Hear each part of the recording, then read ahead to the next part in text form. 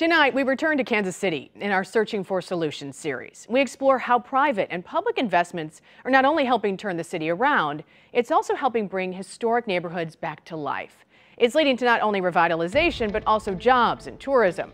Our Brent Solomon takes us to Kansas City's 18th and Vine district.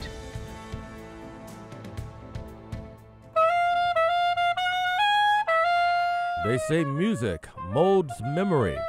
So many things have been birthed from just this. Kansas City native Christopher Nickens playing his saxophone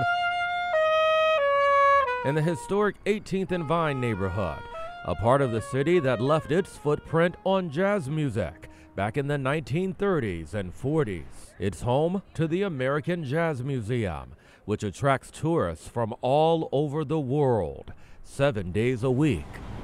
In 1991, the neighboring community that housed some 30 buildings was listed on the National Register of Historic Places. As a kid, I remember doing book reports and seeing movies and hearing stories about 18th and Vine.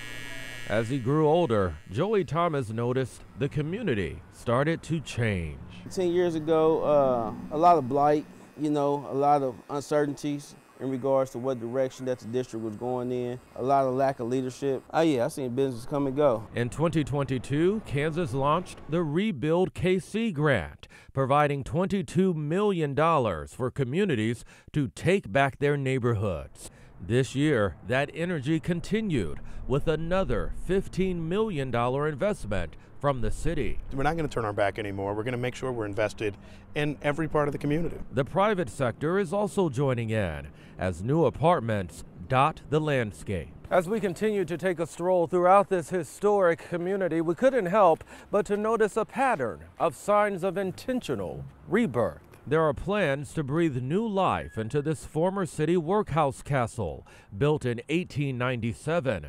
A developer wants to bring a boutique hotel and single-family homes here and across the street. We could have Melina working the cashier. We caught crews assembling for the grand opening of The Spot. It's not your average cafe. It's a culinary workforce development program, or essentially a social venture. I saw this concept in Seattle. So Chef Shanita McAfee Bryant brought it to her hometown. This is what would be the east side of Kansas City, Missouri. I think the median income in this area is between $18,500 to $27,000. The cafe, housed in a former city utility building, 3, 2, 1, cut. is allowing people who live here to get job skills through a 16-week training program called Prospect KC. $500,000 in city funding supports it. I think he's one of the most amazing human beings to ever walk the face of this earth. And then there's the Negro Leagues, which started right here in 1920. Giving black baseball players an opportunity to play professionally. This was a cultural crossroads in its heyday, 18th and Vine, right, where jazz and baseball intersected. Now, the Negro Leagues Baseball Museum is looking to expand its 10,000 square foot space into this 30,000 square foot location just down the road, staying in the heart of where it all started. When you think about taking advantage of this global, right, opportunity for our city, and being able to introduce worldwide people who will be flying in to our brand new airport across the world and experiencing Kansas City's barbecue, the love of sports, soccer, but also the Negro Leagues Baseball Museum. Expansion, investment, and keeping the history alive. I think it helps us redefine what people may think about Kansas City. We get a lot of Dorothy and Toto jokes, all of that, whereas now they're seeing this is a dynamic place with outstanding facilities, businesses, diversity, and growth. Brent Solomon, 5 on your side.